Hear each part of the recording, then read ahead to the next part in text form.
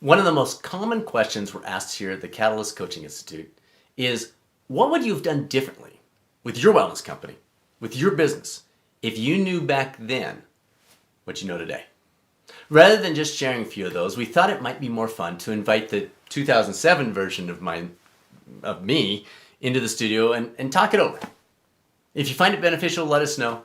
Give us some comments, some shares, and we'll do it again. In the meantime, I'm Dr. Bradford Cooper of the Catalyst Coaching Institute, and the 54-year-old version of this guy in 2020. And I'm the 2007 version of Brad Cooper, 40-year-old new wellness company entrepreneur. Do you want to get us started? Maybe provide some of your top tips that you would have recommended back in 2007 where you're living now? Sure. Yeah, absolutely. You want me to go first? Isn't it supposed to be age before beauty? You are older, you know. Don't rub it in, youngster. Yeah, so why don't you get us started? All right, sounds good. Suzanne and I just launched our national wellness company a few months ago, and I think I've got this figured out. Here are some of my top tips for running a successful wellness company.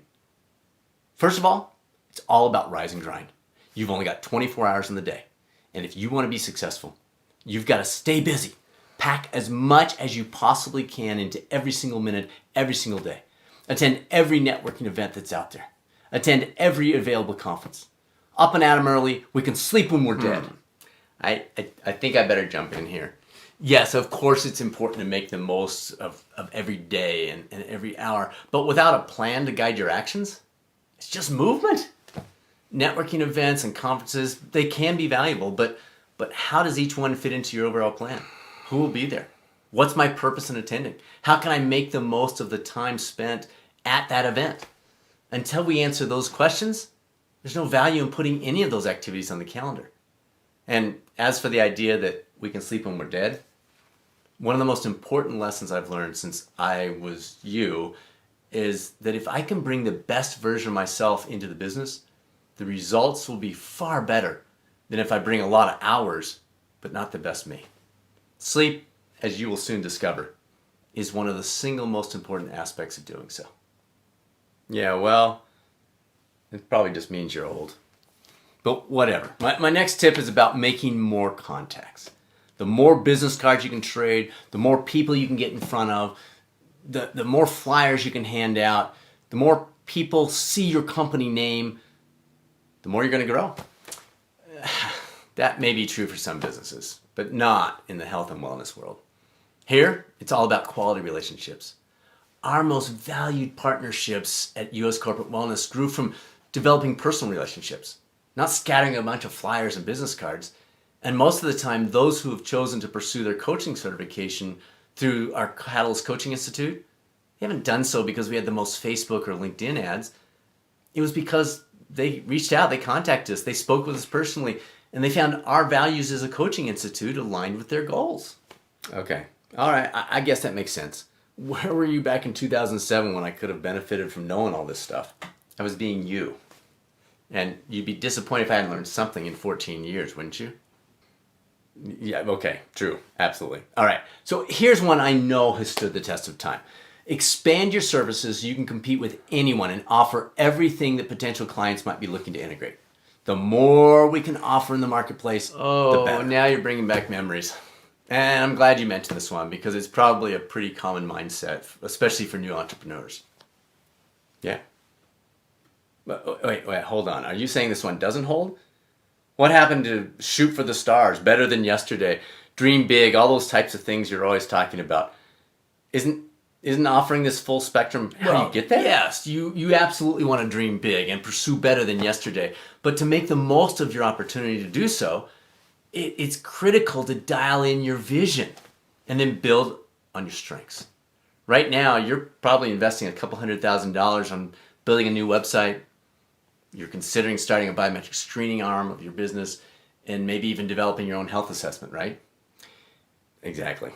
How well do you think you'll be able to do all those things without taking on huge outside investors or venture capital money?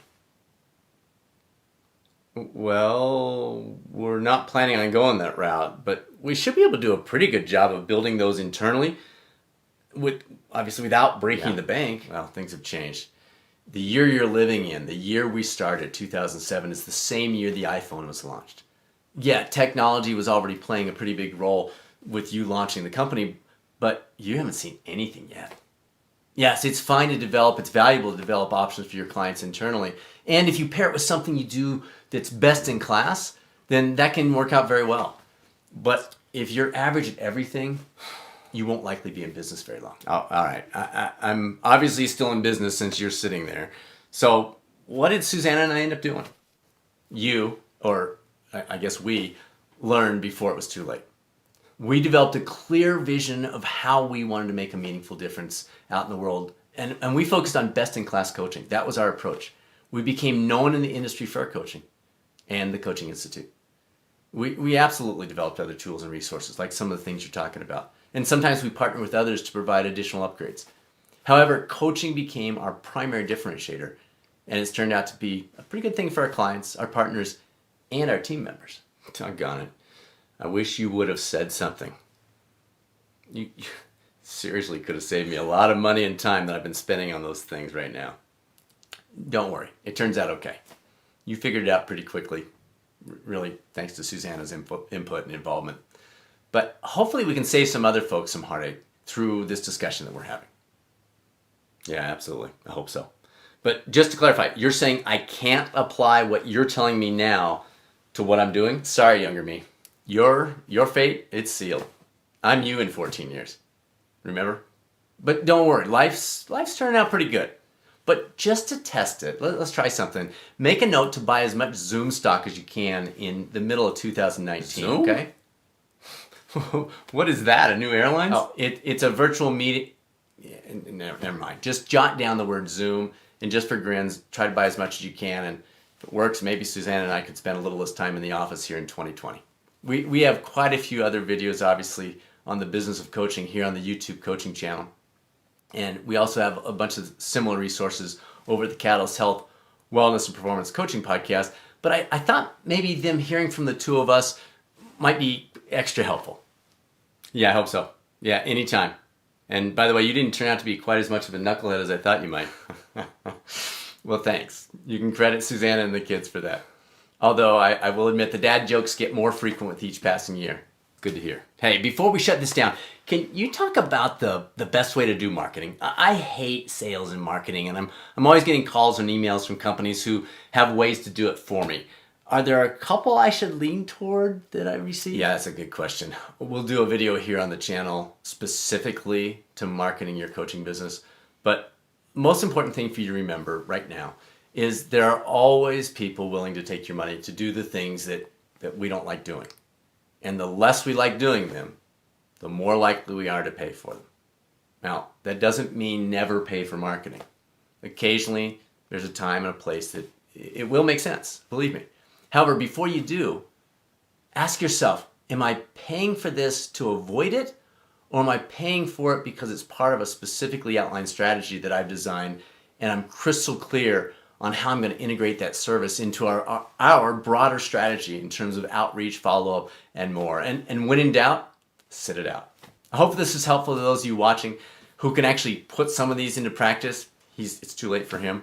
Please feel free to reach out to us anytime with questions. Email is results@catalystcoachinginstitute.com or check out the website, catalystcoachinginstitute.com.